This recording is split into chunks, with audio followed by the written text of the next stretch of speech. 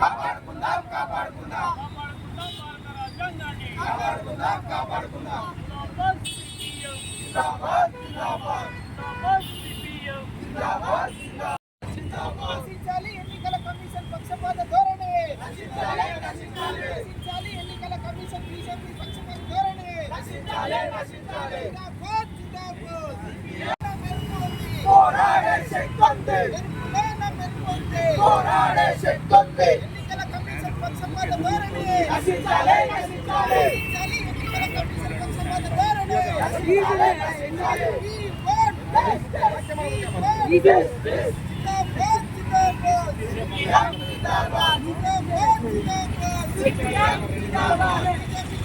నశించాలి ఎన్నికల కమిషన్ విధానాలు ఎన్నికల కమిషన్ విధానాలు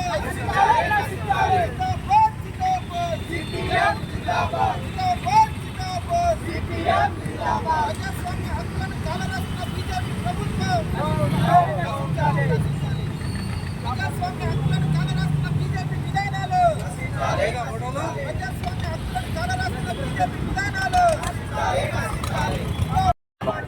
నశించాలి బీజేపీ వైఖరి నశించాలి నశించాలి నశించాలి బీజేపీ వైఖరి నశించాలి నశించాలి కాపాడుకుందాం భారత రాజ్యాంగాన్ని కాపాడుకుందాం కాపాడుకుందాం కాపాడుకుందాం భారత రాజ్యాంగాన్ని బచావో మోడీ హటావో దేశ్ కి బచావో సిగ్గు సిగ్గు బీజేపీ మొండి వైఖరి బీజేపీ మొండి వైఖరిని కాపాడుకుందాం జిందాబాద్ జిందాబాద్ జిందాబాద్ సిపిఎం జిందాబాద్ జిందాబాద్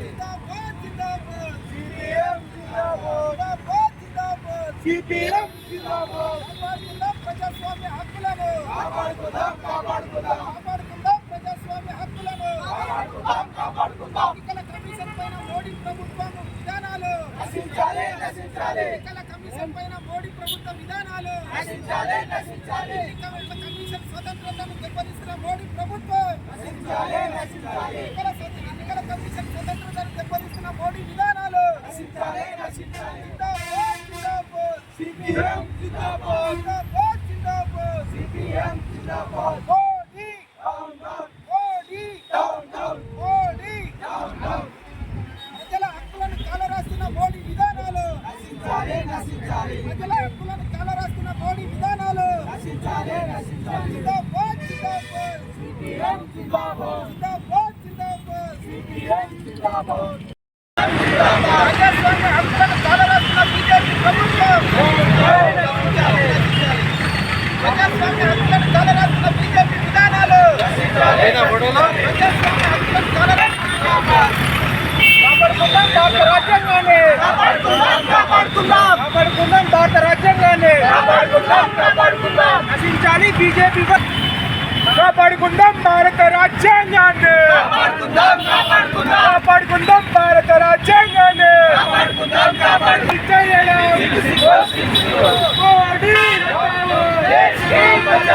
మోడీ హటావో సిగ్గు సిగ్గు బీజేపీ మొండి వైఖరి ఖండిస్తాం బీజేపీ మొండి వైఖరిని ఖండిస్తాం బీజేపీ మొండి వైఖరిని కాపాడుకుందాం భారత రాజ్యాంగాన్ని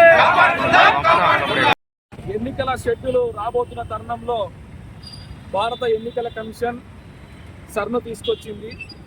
స్పెషల్ ఇంటెన్సివ్ రివిజన్ సమగ్ర విచారణ పేరుతోని సమగ్ర రివిజన్ పేరుతోని పెద్ద ఎత్తున బీహార్ రాష్ట్రంలో 64 లక్షల ఓట్లను తొలగించినట్టు ఈ మధ్యల కాలంలో వెల్లడించినటువంటి ముసాయిదా ద్వారా మనం అర్థం చేసుకోవచ్చు.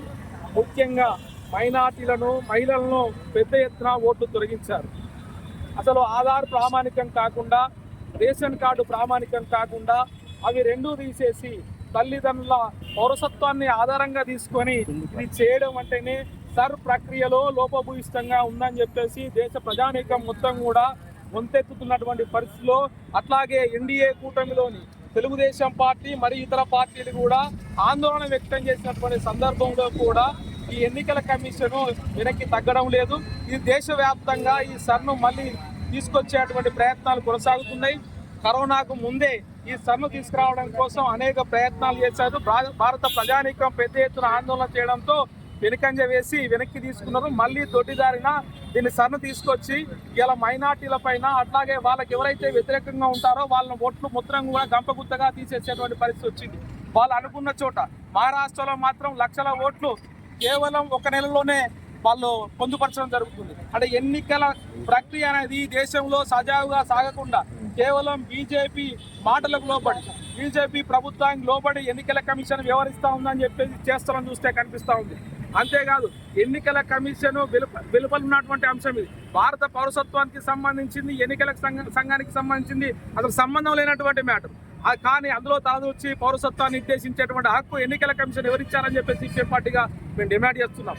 అంతేకాదు ఇవాళ మొత్తం భారత రాజ్యాంగాన్ని ధ్వంసం చేస్తూనే, ప్రాథమిక హక్కులను కాలరాస్తూనే ఇలా ప్రతి పౌరుడికి వయోజనుడికి ఓటు హక్కు కలిగించే విధంగా ఈ భారత ప్రభుత్వం శాస్త్రీయమైనటువంటి దృక్పథంతో లేకుండా ఇష్టం వచ్చినట్లు తమకు నచ్చిన వాళ్ళ పేర్లు చేస్తూ నచ్చని వాళ్ళను, వ్యతిరేకులను అన్ని ఓట్లను కూడా తీసేసి మళ్ళీ అధికారంలోకి రావడం కోసం ప్రయత్నం చేస్తూ ఉంది. అందులో భాగమే ఈ సర్ను తీసుకొచ్చింది.